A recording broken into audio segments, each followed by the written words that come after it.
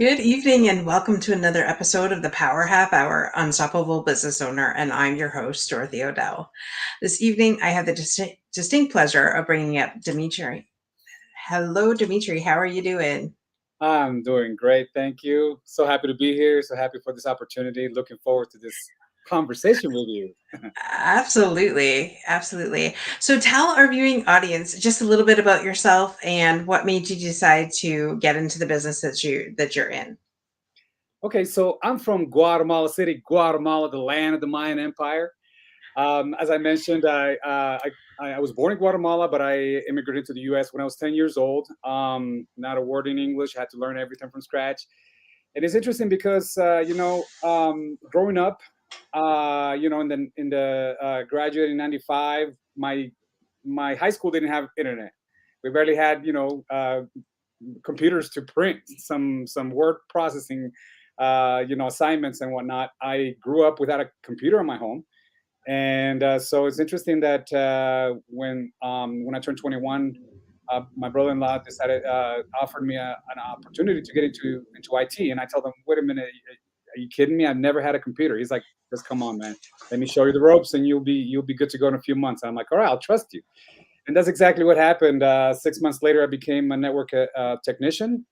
With that, with zero experience, but just I had read some books. I had put two towers together, plugged them up, and that was as good as networking I knew. And I actually 8 months later, the network administrator of that company left, and I inherited the biggest freight company in the East Coast, 31 terminals from Maine to Atlanta to connect to my network without a degree, without certification, without any prior knowledge. And this is the reason why I tell my story, because so many people are so afraid of computers, so afraid, oh, it's not for me. I'm a 45-year-old man. I'm not that young. So it's like, I started when nothing was there. So I know exactly the fear of technology. And so, it's been a great career since then. I've taken over big corporations. I've helped them with their computer infrastructures and all of that. I've done a little bit of IoT, Internet of Things, connecting your home and businesses to the internet, and being able to have control over everything that happens in your home, even electrical devices. And this was back in 2009. I've done some software development, front end, web development, and now recently I am the project manager of Simply Automate, company, global company that is a developing consulting firm, helping companies automate their internal processes. And that's where I do, and that's what I love, and I'm so looking forward to talking about this. Awesome. Yes, you light up when you talk about your work. I just want to say a quick shout out to Tim Sohn, who says, "Hey, Dimitri and Dorothy." And Rob House says, "When opportunity knocks, fire is there." Absolutely. Welcome to the show, guys. And that is, Dimitri, your passion for what you do comes out of you. When we first talked before I booked you for the show, you were like on fire, like nonstop talking about IT. And I have to admit, I'm not the technical person. So when I come across somebody like yourself who is completely, loves IT, understands it inside and out, I that lights me up too, because I'm like, at least there's hope for people out there, right? How Rob says, jack of all trades and languages. That's right. Absolutely. Absolutely. So yeah, so that's awesome. So your brother-in-law got you into the computer business. And that not too that's good that you have that relationship with your brother-in-law. Not a lot of people have that, but that is good. Awesome. Yes, most definitely. Like I mean, I still thank him to today, because if he hadn't done that, and people tell me, "Why'd you choose your field?" Actually, it chose me, IT. So I tell him it chose me because back in high school, I did debate. I did very well on that. I had scholarships for that. So everybody thought I was going to go into law, just because I love communications, as Rob mentioned. I'm a polyglot. I love languages, communication. So really, a person like me normally would not go into technology, to be honest with you, because normally there's a different kind of engineers that are out there that are different. And so it's not, we're fighting the trends for sure. And so it's like, but to be honest, here it's like many people believe that technology is for the IT department. They still believe that. And and it's so far from the truth. And this is the reason why today I wanted to come in and actually specifically because we're talking about the unstoppable, business Yeah. owner. This is Yeah. very important because this message that I want to bring to you today has everything to do with it. Because I believe that what you don't know can't hurt you at this point. Mhm. And sometimes when we don't have the right tools, we are forced to work harder, and we are forced to not get the results we want. And so it's interesting because it's like we're entering into the fourth industrial revolution.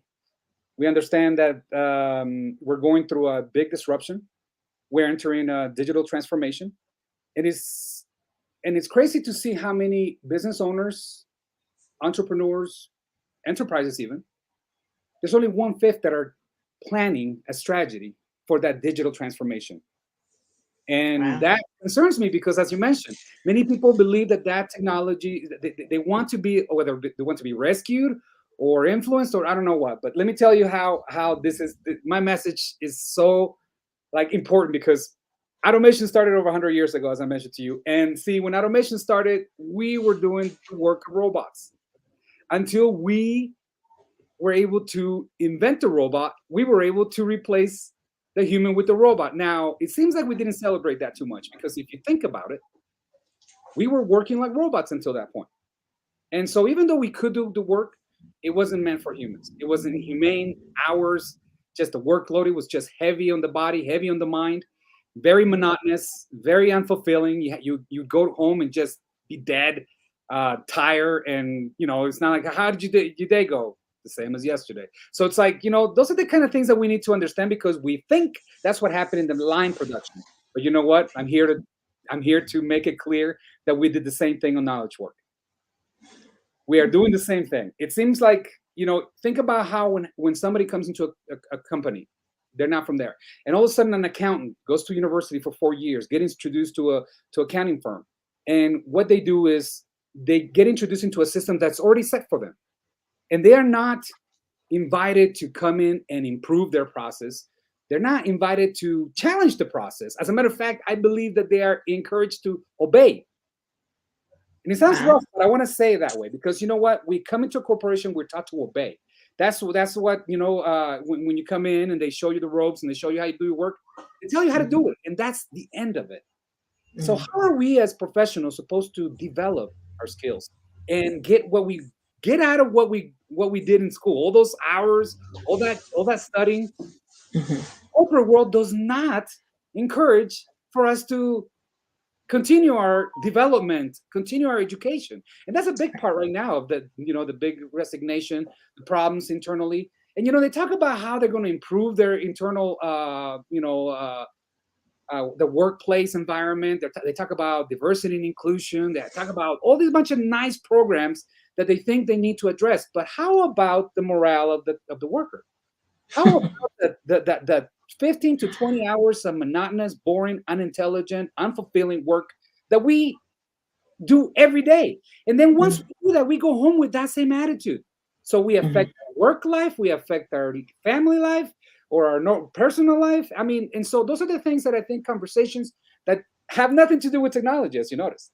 I have not even Mhm. any system, any technology, or anything. I'm just talking about understanding what we're facing.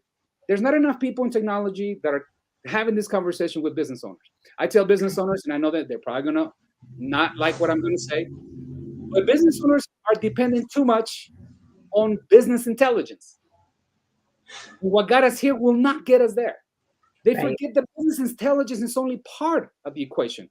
If they don't know, if they don't have that, what I call digital literacy, and in many cases, as digital fluency, that it should be, you are like incomplete.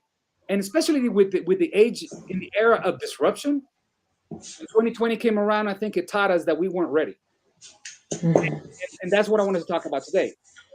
How are we getting ready to continue our businesses when I mean I don't know if you follow the news, but economically we're not going to get better before we're going to get worse before getting any better.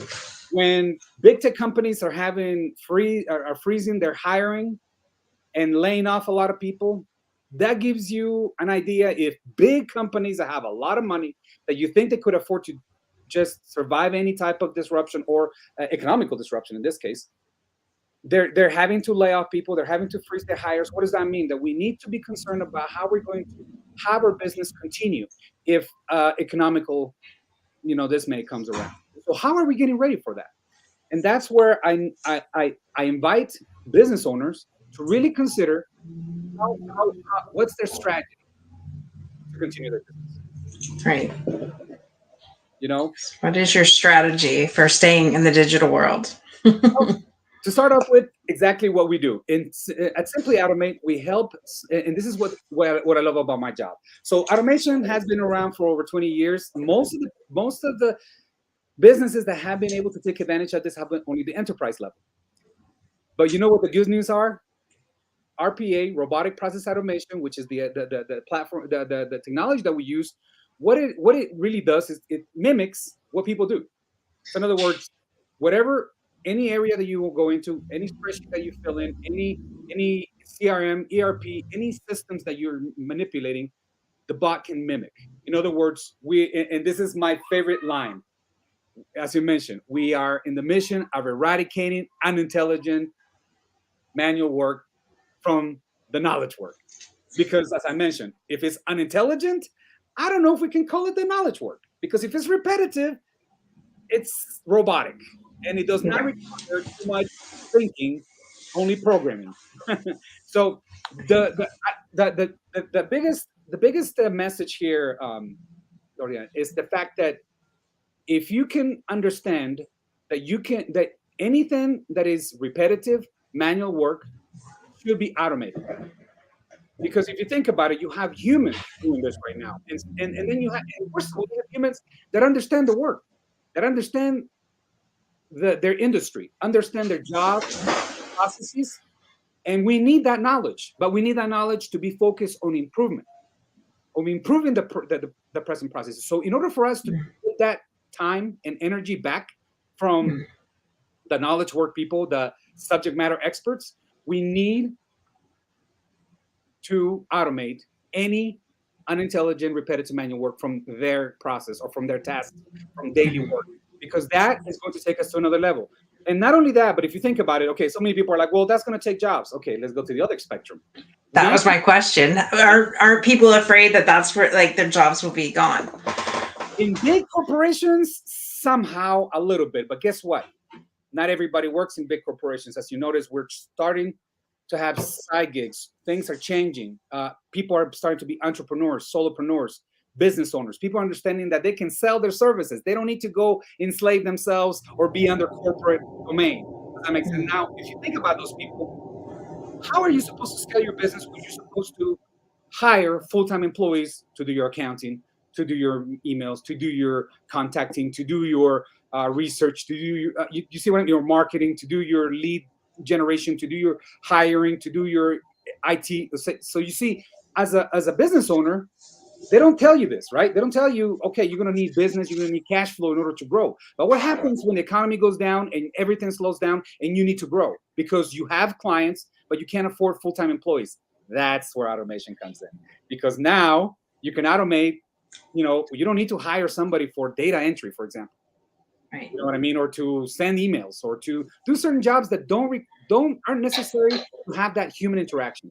But let me tell you, the part that people don't talk about is the people that are developing those businesses. So this has everything to do with the unstoppable business owner. Because when the economy, when disruptions, when 2020s come around, they need to understand the tools that are available at their disposal, and they need to understand how to put them into their internal processes. So that's where continuity comes in, because now you don't. Let's say you need to you want to continue your operations, but you can't hire more, or you can't afford to keep 1 or 2 employees.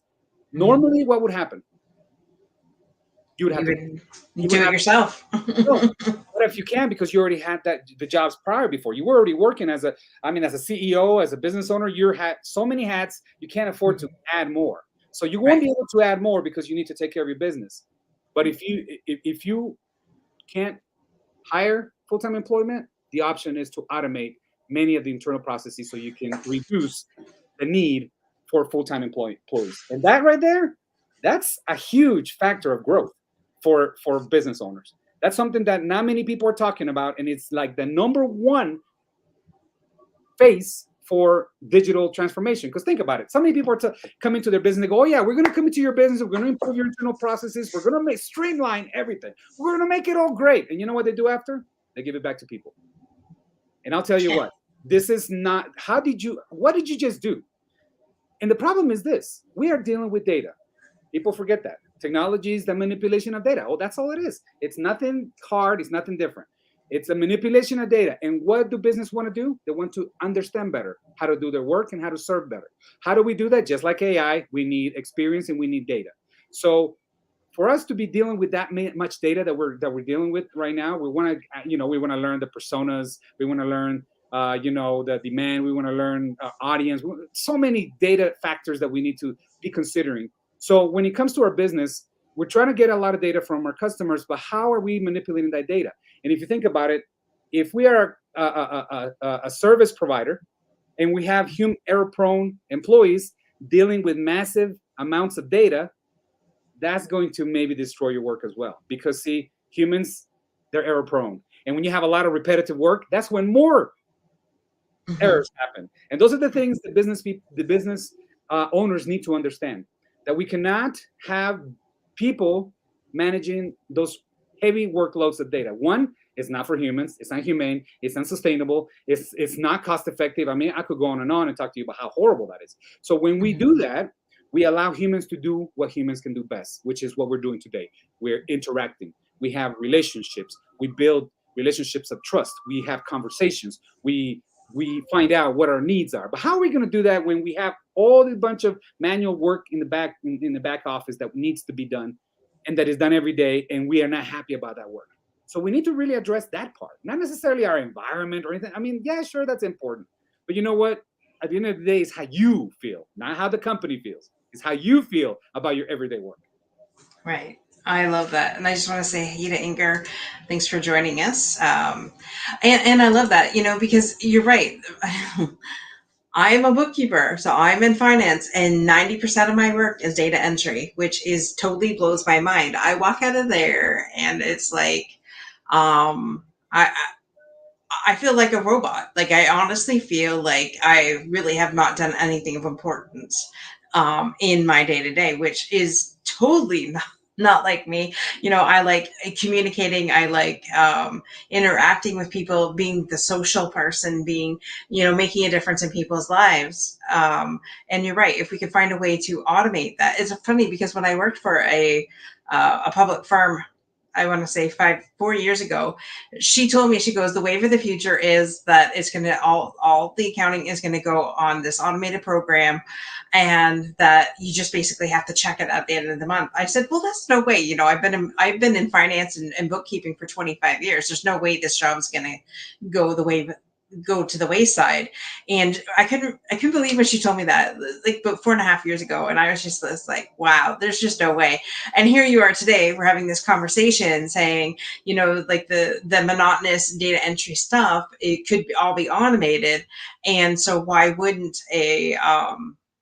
why wouldn't the big companies do that, especially now with, the cost of packaging has 10x for our products that we have out, on top of, a pallet that used to cost $2.01 now costs $4.03 per pallet, on top of all, benefits and things like that for the employee. If we could better utilize our employees and not make them brain dead by doing monotonous stuff, I think that would be a lot better. So I get what you're saying. And as the employee, then you're like, oh, great. So then what happens with my job? But I mean, if the company is smart, and they would better utilize you somewhere else and give you that quality of life back, right? Like you said earlier. As I mentioned, they're not using you for your best capacity and ability. Think about this. If we automated everything you did, that means that you would only administer the work as opposed to being the worker. See, you're supposed to be in charge of the work, not be part of the work.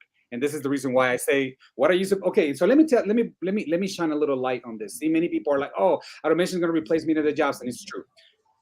Most repetitive, rule-based tasks in internal operations will be delegated to machines, AI, machine learning, and many other technologies that are wonderful that are going to come and rescue us. And I say rescue us, as I mentioned, when you have 20 to 15 to 30 hours of repetitive data entry, manual, unintelligent work, that's a rescue, because we're enslaved into work that we don't like, that we don't appreciate. I mean, we feel good because we work, and anybody that works feels good because, we need to make bread for every day, and especially for providers, we have responsibilities. But when we talk about people in your life, seriously, what makes humans is curiosity. Curiosity pushes to innovation. Innovation brings creativity.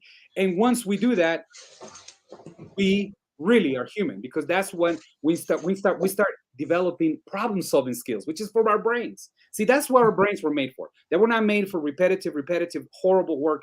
And this is and this is what I tell people, statistic that nobody talks about. Every job that is taken by automation, 2.6 will be created. Because if you think about it, now we're going to finally progress. Now we're going to finally make more. Now we're going to broadcast more. We're going to be able to serve more. We're going to be able to serve better. So trust me. See, if you stay where you're at, yeah. If we take you away, then that's it. But you know what? What got us here will not get us there. That's what people forget, because we need to improve, not stay stagnant. And so if we want to improve, we need to provide the opportunity for people to do that. And we need to take away that not mind-numbing work from their brains.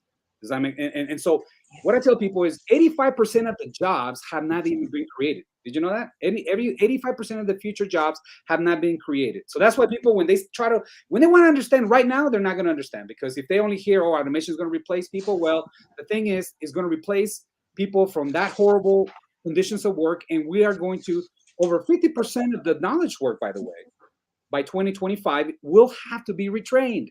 Those are the conversations we're not having. The other factor is we are losing the battle in digital literacy.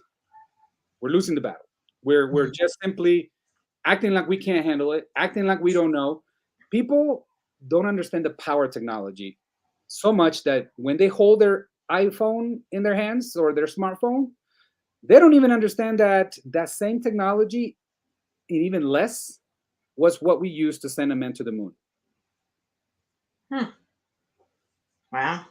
So people need to understand how much power they have. And you know what? I want to give you a last example of how things happened.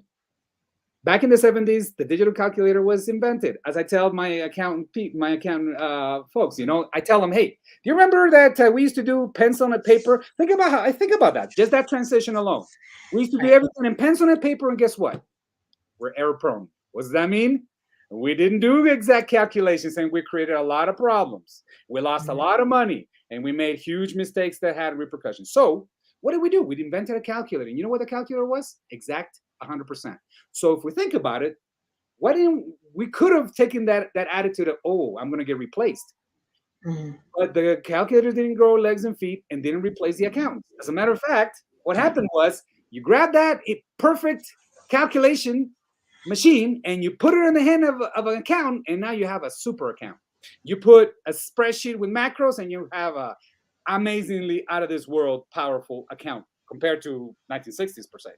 You see what I mean? So those are the things that we forget that we already went through.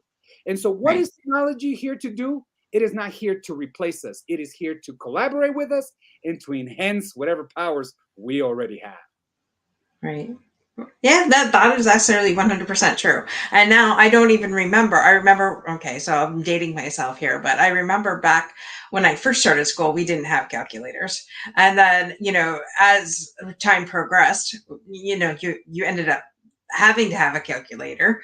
And especially when I got to college, I mean, you didn't dare not have a calculator, especially when I went into business and administration, and it's funny how that all transpired. Like I have my grandfather owned his own printing business, and I have his old big digital uh, calculator. So, I mean, they've been around for a while. The media went away. We don't need it anymore. Everything's digital. So as you can see, we need to understand that we are going through a transition. We're going through a change. The difference between animals and humans is the ability to adapt. And I think that's what we need to push right now. The ability to adapt. We have the capability, we have the brain, we were created to be creators, and we have the tools to do it. So all we need to do is stop being scared because humans fear what they don't understand. All right, Hmm. that's the first problem. The second one is we got to understand not how we feel about it, because I think that's a little too late. I think the best questions we can ask is how much do I know and how involved am I in it. Remember that IT is no longer technology is no longer for the IT department. Technology is a big umbrella that holds every industry and every professional position out there. So the sooner we find out that technology is our friend, technology is here to collaborate, technology is here to enhance us. Because as you mentioned, how slow would we have been if we would have had all those calculations by paper and all those mistakes that we would have done? How fast could you have learned if you hadn't had that calculator? As you can see, that calculator was fast, accurate, and better than us. Did that Hmm. make us less? No, it made us more when we used it and when we learned how to apply it correctly. Right. It's the same. We're going through the same, but the message is not being preached. Right. Wow. Totally mind blowing, this conversation,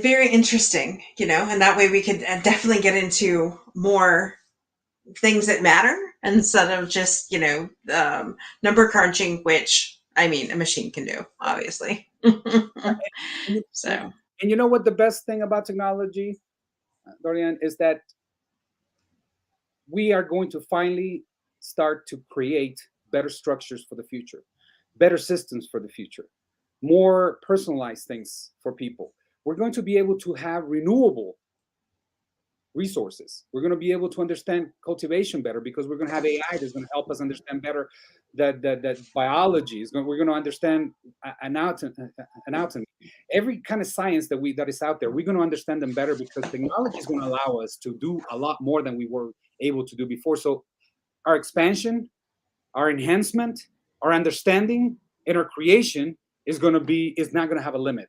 So it's so exciting if you think about it, and it's so amazing what's ahead of us that I wish people, instead of fearing it, they would be part of it. And that's why I think it's important for people in my field to not just come out here and talk about some new technology that only engineers can understand, but instead have that translation to be able to take a data fluency conversation and translate it into a business conversation where it can be shown how we can apply these tools and how we can become better. And by the way, this is the reason why I love my job. We focus on small, medium-sized businesses because we know they need to grow, and we're helping them scale through automation. The reason why I love it is because this technology was only available for enterprise level before. That means only the big companies, dominant monopolies, were just killing the competition because they've had this advantage that small, medium-sized businesses have had before. So think about what automation is going to do. It's going to bring back that business competition. And when you bring competition, there's more innovation. When you bring competition, there's better pricing. When you bring competition, there's better service. And we all win when that happens. But when there's no competition, guess what? We have to settle for what is there. Colonizing web 2, big tech companies that just take over and do what they want. That's what happens when we don't have competition. So RPA is bringing competitions back to business and improvement in general. wow. Wow, you just said so much in such a short time. And definitely, you guys, knowledge is power. So don't be afraid of the unknown, because once you know, then you can definitely plan for that. And that's what Dimitri is saying. Don't be afraid of losing your job per se. Think outside of the box and think, okay, let's get rid of the mind numbing work so that we can get down and help more people.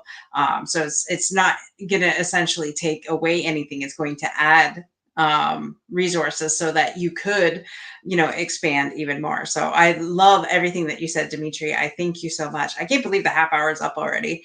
I really want to say thank you to our guests for being here. And do you have any last words for our audience and those that will listen on the replay? Sure. I hope that everybody takes heed of this recommendations that I have provided today. Look up automate RPA automation for your business. We in Simply Automate we create content that we teach everyone use cases for every industry so you can understand how to apply this technology. So I recommend business owners, especially you're starting out, look into automation and look into automating your internal operations so you can scale through automation and be able to compete and be able to survive any economical struggle that maybe you may be facing in the future. So remember, the more you understand technology, the better you'll be able to apply it to your business, and the more you'll be able to scale and thrive. And don't be afraid of it. Don't be afraid of it. It's your friend, and Is your friend. we are I powerful when we collaborate. I love that. Thank you so much, Dimitri, for being on here. I just want to thank our sponsors for tonight's show.